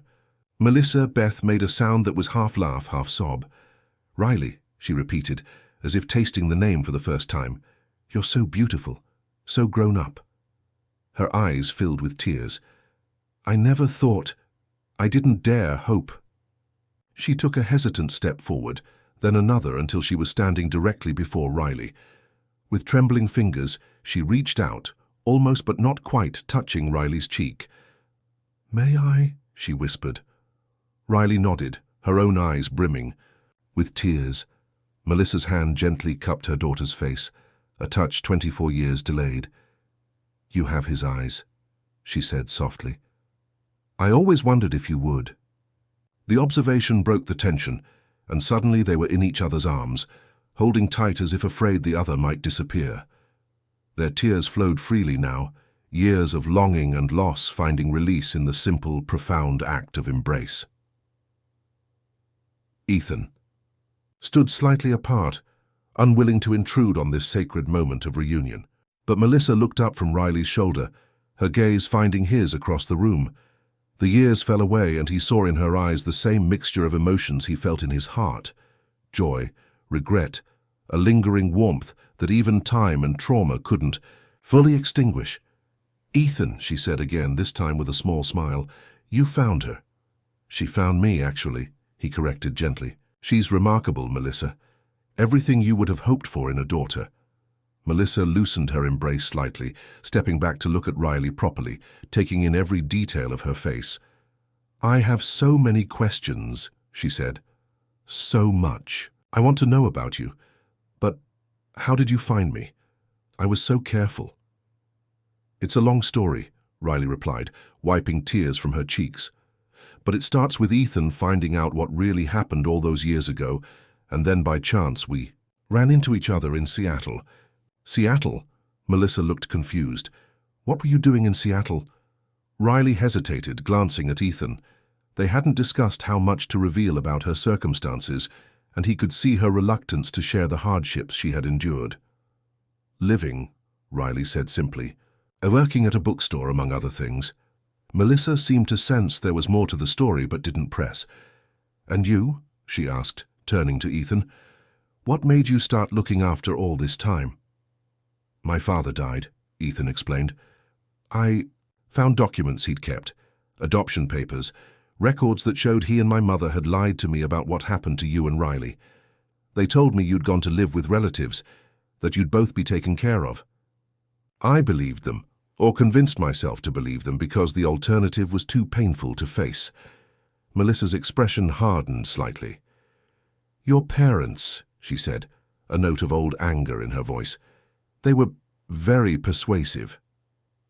"What did they do to you, Melissa?" Ethan asked, needing to know the full extent of his family's sins. She sighed, gesturing for them to sit. "This isn't a conversation for a school waiting room. My last class ended for the day. Why don't we go to my home? It's not far from here."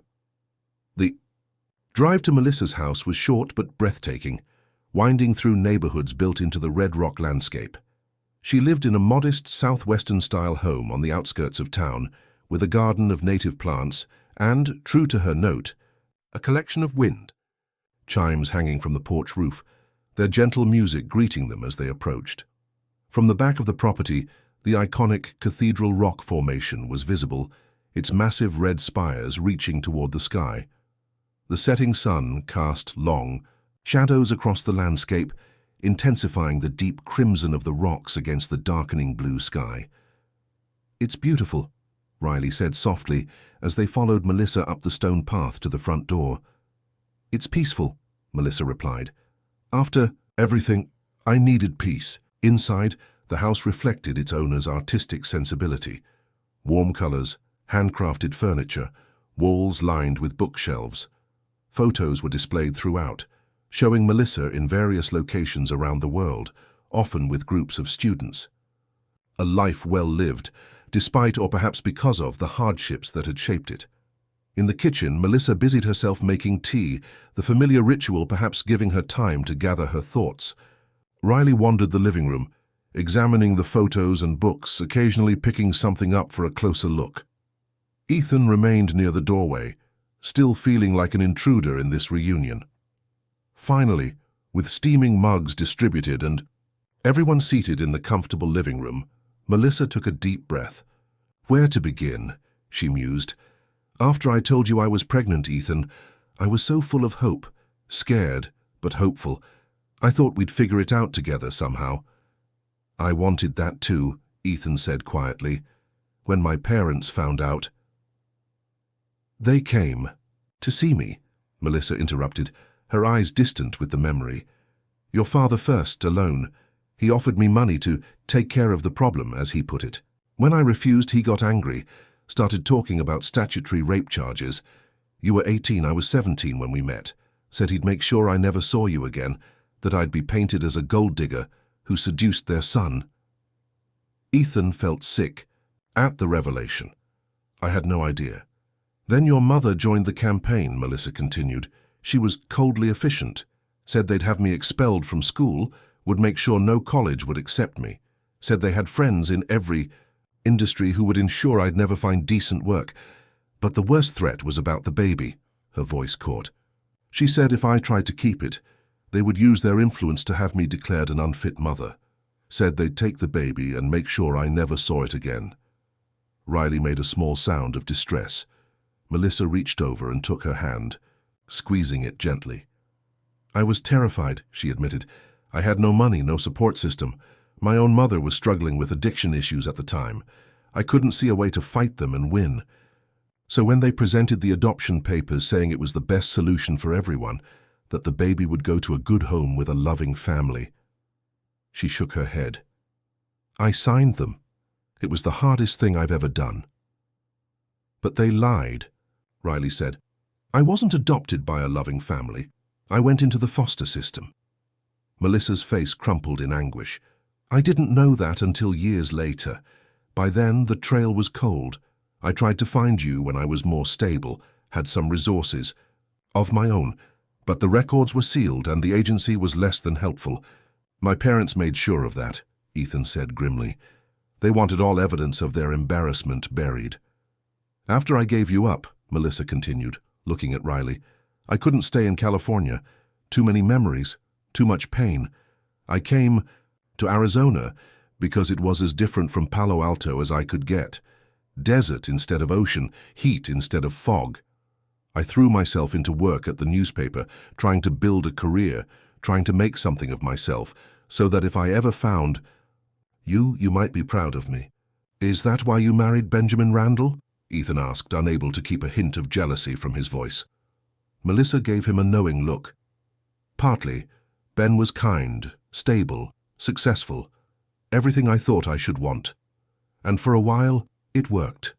But eventually the differences between us became too great to ignore. He wanted a society wife. I wanted to keep writing, teaching, making a difference. The divorce was amicable enough, but it left me at another crossroads." "That's when you came to Sedona?" Riley asked. Melissa nodded. "I needed a fresh start, away from the life I'd built with Ben. I'd visited Sedona once for a story and fell in love with it. There's something healing about this landscape." She gestured toward the window, where the last rays of sunset were painting the red rocks in fiery hues. "I changed my name, got certified to teach, and found a position at the academy. For the first time in years, I felt, if not happy, then at least at peace.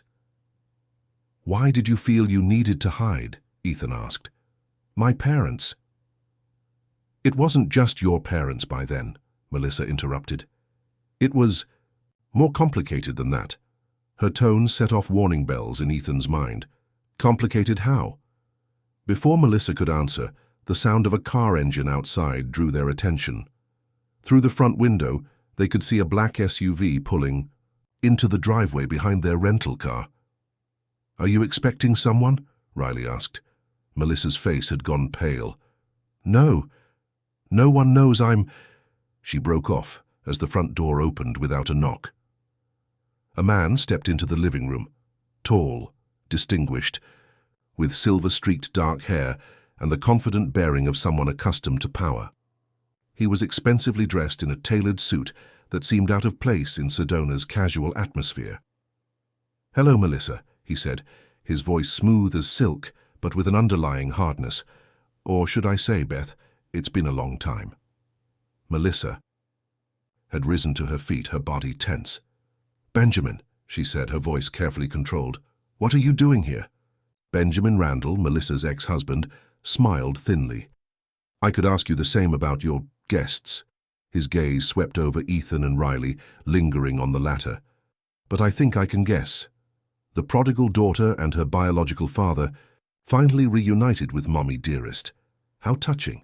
"How did you find me?" Melissa demanded. "You should know by now that I have resources," Benjamin replied casually. "I've always known where you were, Melissa. I simply chose to respect your desire for privacy until now." Ethan stepped forward, positioning himself slightly between Benjamin and the two women. "What do you want, Randall?" Benjamin's smile widened, but it didn't reach his eyes. "Ah, the famous Ethan Pierce. Your reputation precedes you. To answer your question, I want what belongs to me." "Nothing here belongs to you," Melissa said firmly. "Our divorce settlement was final years ago." "Not everything was included in that settlement," Benjamin countered. "You took something when you left, something of great value." Confusion crossed Melissa's face. "I don't know what you're talking about. I left with nothing but my personal belongings." "Let's not play games," Benjamin said, his tone hardening. "The documents, Melissa, the evidence. I know you took it as insurance against me ever coming after you, very clever, but circumstances have changed, and I need it back." "What documents?" Ethan asked, looking between them. Melissa's expression had shifted from confusion to dawning comprehension. "The files," she said softly. "From your firm's server. The ones showing the illegal offshore accounts, the money laundering for certain clients." "Alleged illegal activities," Benjamin corrected smoothly. "Nothing was ever proven." "Because I never went public with what I found," Melissa retorted. "That was our agreement. I'd stay quiet and you'd let me disappear. A clean break." "And I honored that agreement," Benjamin said. "But now I need those files back. My political aspirations have advanced considerably. State Senate this year with an eye toward Washington in the future. I can't risk that material surfacing." The pieces were falling into place for Ethan. "That's why you've been hiding all these years," he said to Melissa. "Not just because of my parents, but because of him. Because of what you discovered while you were married." Melissa nodded grimly. Benjamin's firm wasn't just representing wealthy clients. They were helping some of them hide money, evade taxes, launder funds from questionable sources. "When I found out, he threatened me. Said no one would believe me over him, that he'd destroy my credibility, my career." "And yet you kept evidence," Benjamin observed. "Always the journalist at heart, weren't you? Always needing that ace up your sleeve." "For protection," Melissa insisted. "I never intended to use it unless you forced my hand." Benjamin sighed dramatically. "And yet here we are. I need those files, Melissa. My future depends on it." "And if she refuses?" Riley spoke up for the first time, her voice steady despite the tension in the room. Benjamin turned his cold gaze on her. "Then things could get unpleasant for all of you.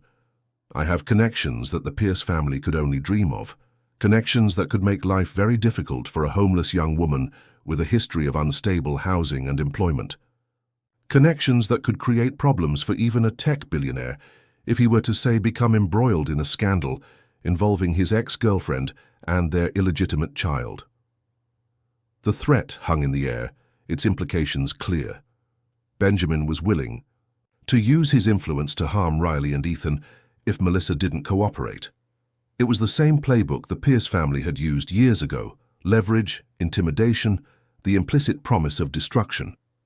But this time, Ethan wasn't an 18-year-old, boy cowed by parental authority, and Riley wasn't an infant with no voice in her fate. And Melissa, it seemed, was no longer the vulnerable young woman who could be bullied into submission. "No," Melissa said, her voice quiet but firm. "I won't be threatened again, Benjamin. Not by you, not by anyone." Benjamin's expression hardened. "Don't be foolish, Melissa. Think about what's at stake here." "I am," she replied. "I'm thinking about my daughter, who I lost once because I wasn't strong enough to stand up to intimidation. I'm thinking about the years of separation, the damage done by people who used their power to control others. I won't let that happen again." She moved to a bookshelf and removed a false panel, extracting a small external hard drive. "The evidence is all here," she said, holding it up.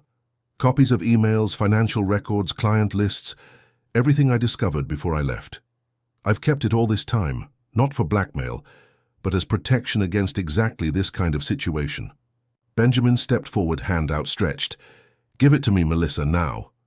"No," she said simply. "I'm done hiding, done being afraid.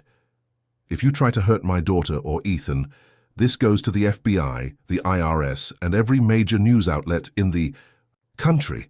Your political career will be over before it begins." "You wouldn't dare," Benjamin hissed. "You'd implicate yourself. You knew about these activities for years and said nothing." "I'm willing to accept those consequences," Melissa said steadily. "Are you?" The standoff stretched for several tense seconds, neither willing to back down. Then Riley moved to stand, beside her mother, followed immediately by Ethan, forming a united front against Benjamin's threats. "3 against 1, Ethan observed quietly. "And you should know, Randall, that I've already instructed my security team to monitor this situation. If anything happens to any of us, everything Melissa has will become very public very quickly." It was a bluff. Ethan had no security team watching them, but Benjamin couldn't know that. The older man's confident facade cracked slightly as he assessed the determination in their faces. "This isn't over," he said finally, his voice tight with suppressed rage. "You've made a powerful enemy today." "No," Melissa countered. "I've finally stopped allowing fear to control my life. There's a difference."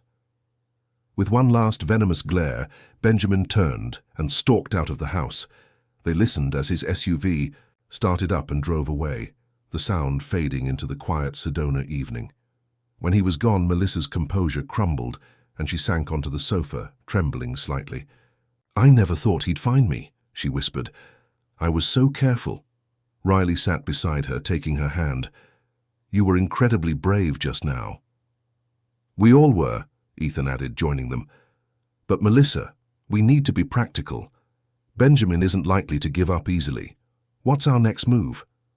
Melissa looked down at the hard drive still clutched in her hand.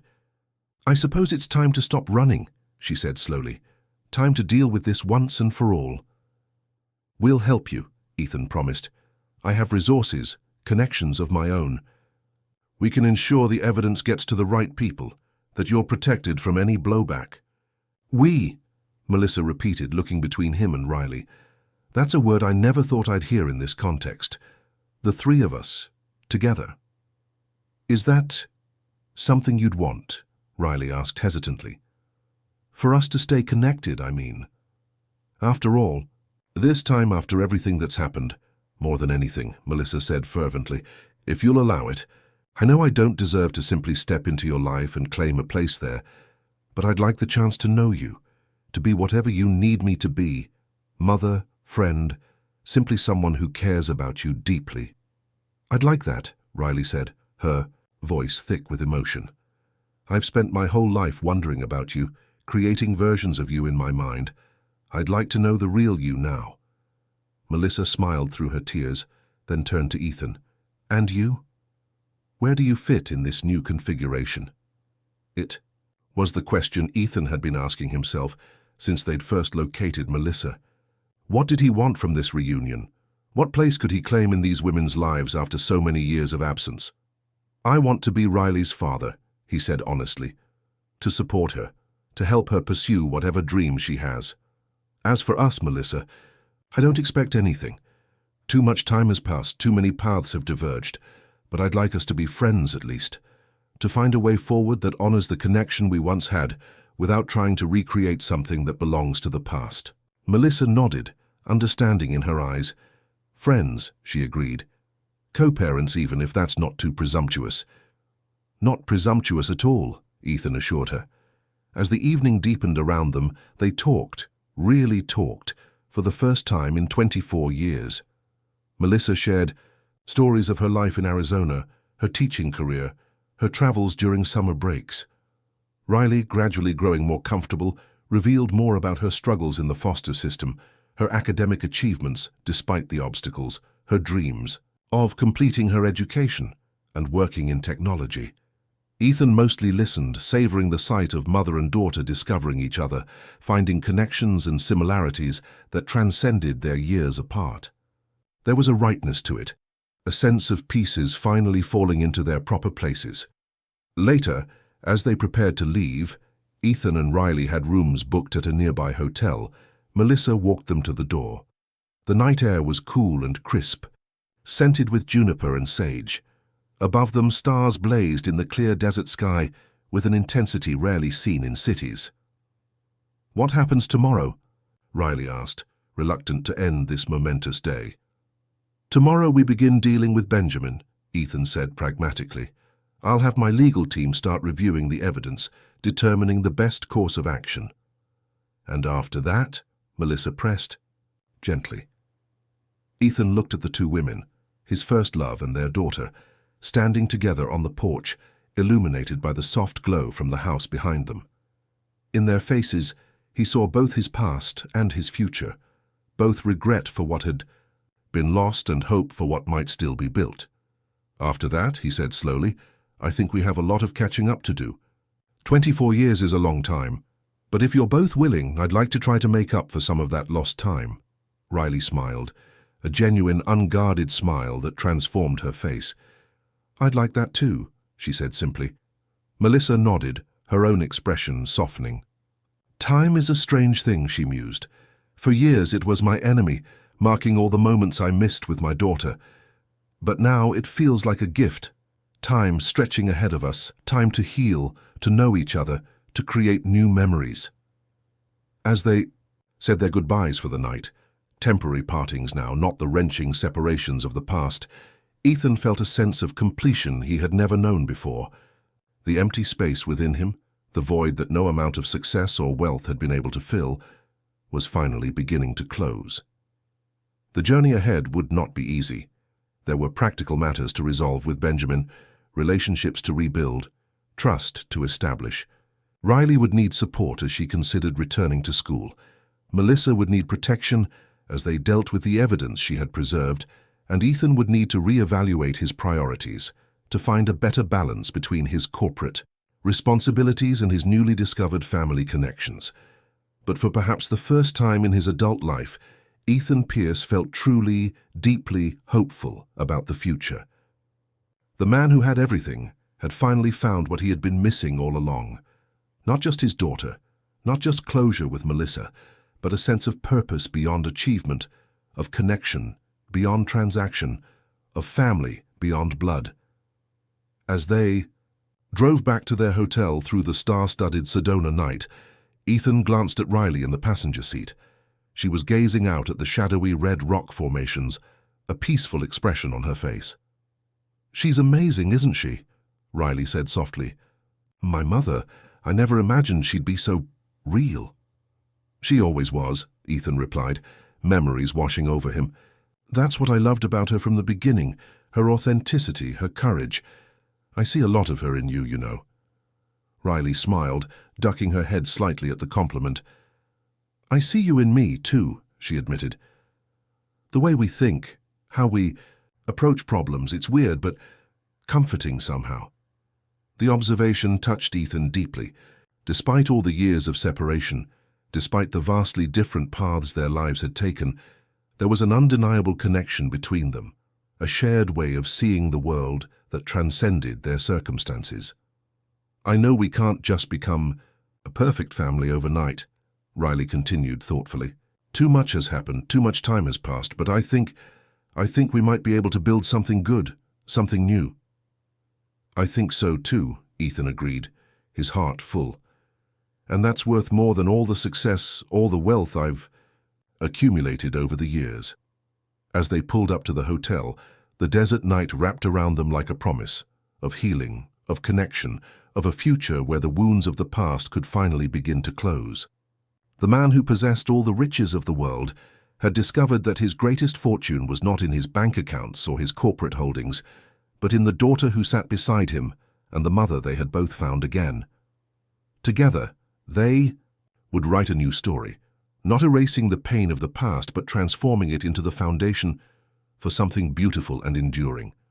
A family, however unconventional, bound not just by blood, but by choice, by forgiveness, and by the love that had survived 24 years of separation to find its way home at last.